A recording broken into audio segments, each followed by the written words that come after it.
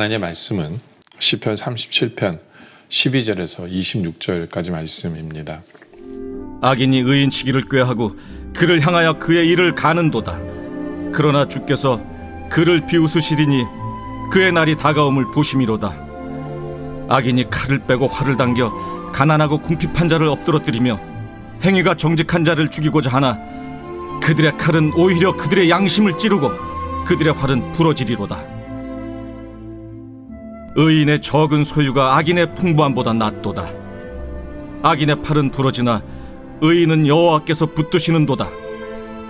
여호와께서 온전한 자의 날을 아시나니 그들의 기업은 영원하리로다. 그들은 환난 때에 부끄러움을 당하지 아니하며 기근의 날에도 풍족할 것이나 악인들은 멸망하고 여호와의 원수들은 어린 양의 기름같이 타서 연기가 되어 없어지리로다. 악인은 꾸고 갚지 아니하나 의인은 은혜를 베풀고 주는도다. 주의 복을 받은 자들은 땅을 차지하고 주의 저주를 받은 자들은 끊어지리로다.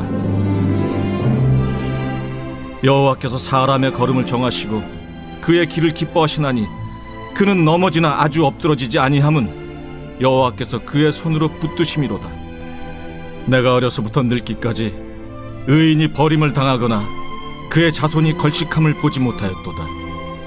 그는 종일토록 은혜를 베풀고 꾸어주니 그의 자손이 복을 받는도다.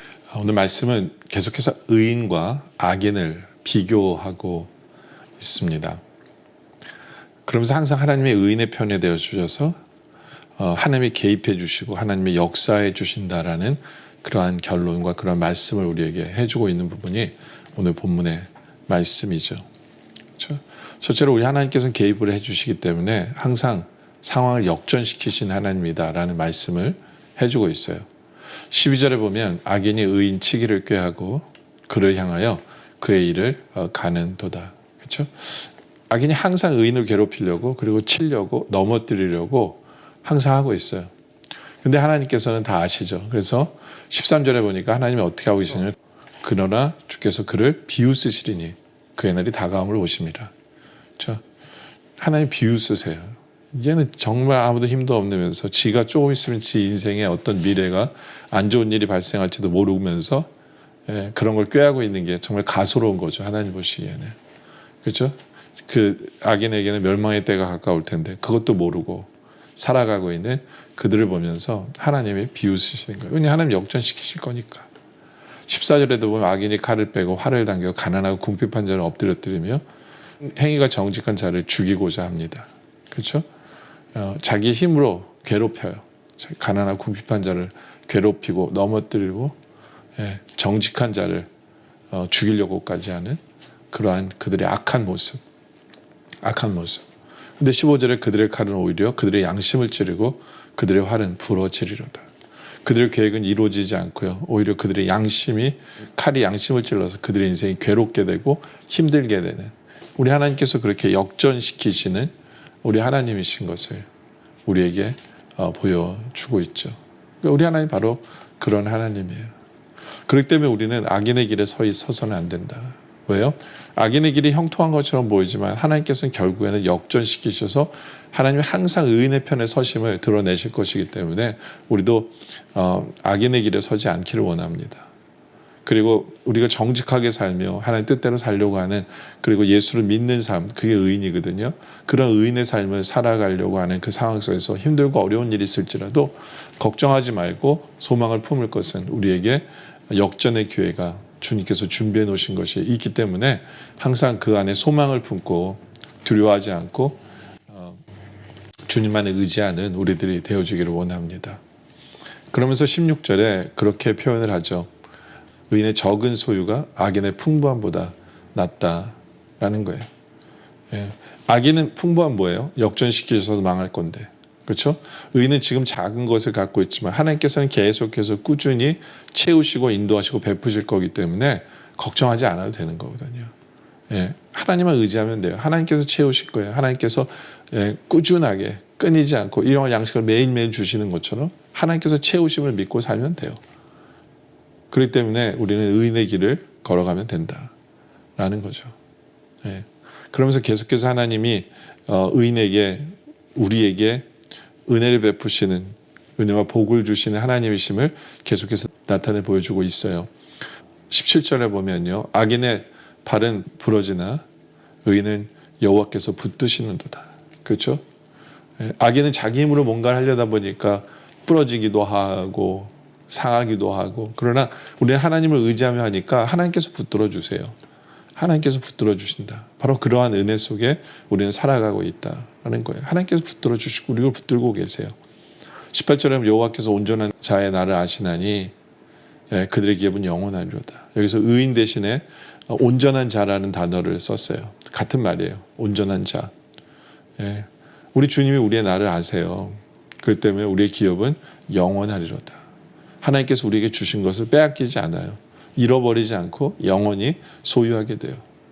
이 기업은 이 땅에서의 하나님께서 주신 복을 얘기하기도 하고 저 천국도 얘기해요. 그것도 기업이거든요. 뺏기지 않아요. 그래서 10절 같은 경우는 그들은 환난 때 부끄러움을 당하지 아니하고 기근의 날에도 풍족할 거예요. 환난의 때에 부끄러움을 당하는 것이 아니라 오히려 하나님 영광을 드러내겠죠. 그래서 저 사람은 왜 이 환난의 때 어떻게 버티지? 어떻게 더 잘 되지? 어떻게 역전하지? 하게 하시는 거예요. 그러니까 부끄러움을 당하지 않게 하세요. 하나님의 영광을 나타내신다. 기근의 날에도 풍족할 것이다. 왜요?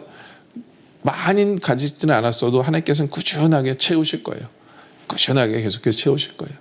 바로 우리 하나님은 그런 분이시니까. 바로 이러한 은혜를 누려요. 하나님 붙들어 주시고 우리의 기업은 영원하고 하나님께서 우리에게 기근의 날에도 풍족하고 환난 때에도 부끄러움 당하지 않게 하시고 20절에 악인들은 멸망하고 여호와의 원수들은 어린 양의 기름같이 타서 없어지리로다. 이게 무슨 얘기예요? 악인은 망해요.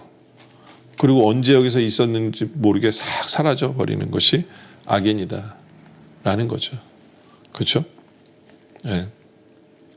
그러면서 우리 하나님께서 우리에게 주시는 약속이 뭐냐면 21절에 악인은 꾸고 갚지 아니하나 의인은 은혜를 베풀고 주는 자가 돼요. 악인은요 꼬놓고 갚지도 않아요. 근데 우리가 손해볼 것 같잖아요. 근데 하나님께서는 우리가 베푸는 자로서 살게 하시는 거예요. 살게 하세요.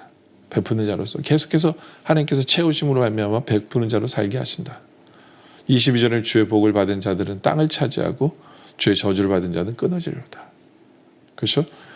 우리는 땅을 차지하고 이 땅에서 하나님께 주신 복을 누리게 돼요. 이 땅에서도. 그러나 저주를 받은 자들은 끊어지리로다. 그렇죠? 그들은 영원하지 않아요. 영원하지 않아요. 영원하지 않죠. 그렇죠? 그러면서 23절에 여호와께서 사람의 걸음을 정하시고 그의 길을 기뻐하시나니 그는 넘어지나 엎드러지지 아니하면 여호와께서 그의 손으로 붙드심이라. 그러니까 우리 하나님께서 우리의 삶을 우리의 걸음을 정하시고 우리의 길을 기뻐하세요. 우리가 가는 길을 기뻐하세요. 예수 믿고 가는 그 길을 기뻐하세요. 그래서 넘어지는 것 같지만 우리는 절대로 완전히 넘어지지 않아요. 왜요? 하나님이 우리를 붙들어 주시기 때문에.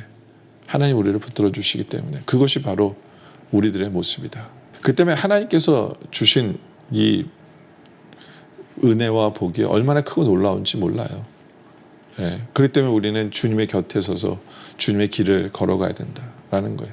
그래서 25절에 내가 어려서부터 늙기까지 의인이 버림을 당하거나 그의 자손이 거식함을 보지 못하였다.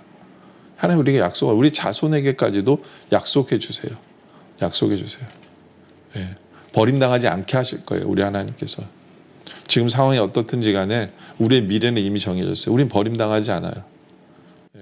그리고 우리 자손들에도 정해져 있어요. 그들은 거식함을 보지 못하리라. 하나님께서 지켜주실 거예요. 하나님께서.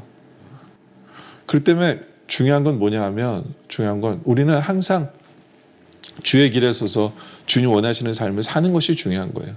악인들이 형통한 것처럼 보이고 악인들이 뭔가를 잘하는 것처럼 우리를 괴롭게 하고 그들이 미래에 뭔가 더 대단한 걸 가질 거라고 착각하지 않기로 원해요. 절대로 그들은 갖지 않대요. 그들은 끊어질 거고요. 그들은 싹 사라져 버릴 거고 그들의 미래는 결정되지 않았어요. 그리고 영원하지도 않아요. 그들 기업은 잃어버릴 거고 그들은 천국까지도 못할 거예요. 그들이 가진 것은 잃어버리는 거죠. 결국에는. 그러나 하나님의 백성은 주의 뜻을 행하는 자가 주님을 의지하는 자는 결국에는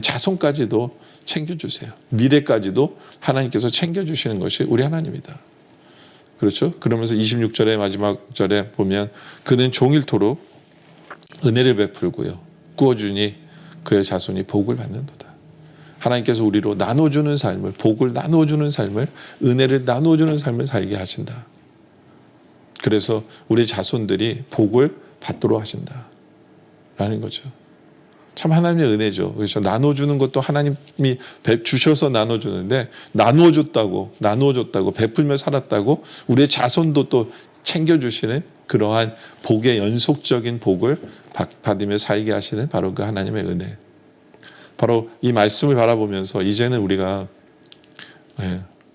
혹시라도 조금이라도 악의 길에 서지 않길 원해요. 악이 형통한 것처럼 보이지만 결국에 하나님 개입하셔서 역전케 하실 거기 때문에 하나님의 백성에게 은혜를 베푸시고 복을 주실 것이기 때문에 우리의 자손까지도 책임져 주실 거기 때문에 우리는 하나님만 의지하고 주의 길에 서서 주의 길을 걸어가는 그런 우리 모두가 되어지시길 주님의 이름으로 축원합니다. 기도드리겠습니다. 아버지 하나님, 세상은 악으로 가득 찼고 악인이 이기는 것처럼 보이고 악인이 우리를 괴롭힐 때가 많지만 주님이 개입하신다고 말씀해 주시면 감사합니다. 주님께서 역전시켜 주신다는 그 말씀에 감사합니다. 주만 더 의지하게 하시고 주만 붙들게 하시고 아버지 하나님, 주님께서 우리에게 베푸신 놀라운 은혜들을 누리며 살아가는 우리들 되게 하여 주시옵소서. 정말 우리의 자손들까지도 챙겨주신 하나님, 은혜를 베풀며 살게 하시다고 약속하신 하나님, 환난 때에도 힘들 때에도 풍족하게 하시고 끊임없이 우리를 지키시고 인도하신다라고 주님께서 약속하신 그 복을 우리가 이젠 주의 길에 서서 누리며 살아가는 우리 모두가 되게 하여 주시옵소서. 꾸는 자가 되지 않고 베푸는 자가 되게 하시고 우리의 자녀들이 복을 누리며 살아가는 우리의 모든 삶이 되어질 수 있도록 우리를 붙들어 주시옵소서. 오늘 말씀에 감사드리며 계속된 기도 속에 함께 하시길 바라며 예수님의 이름으로 기도드립니다. 아멘.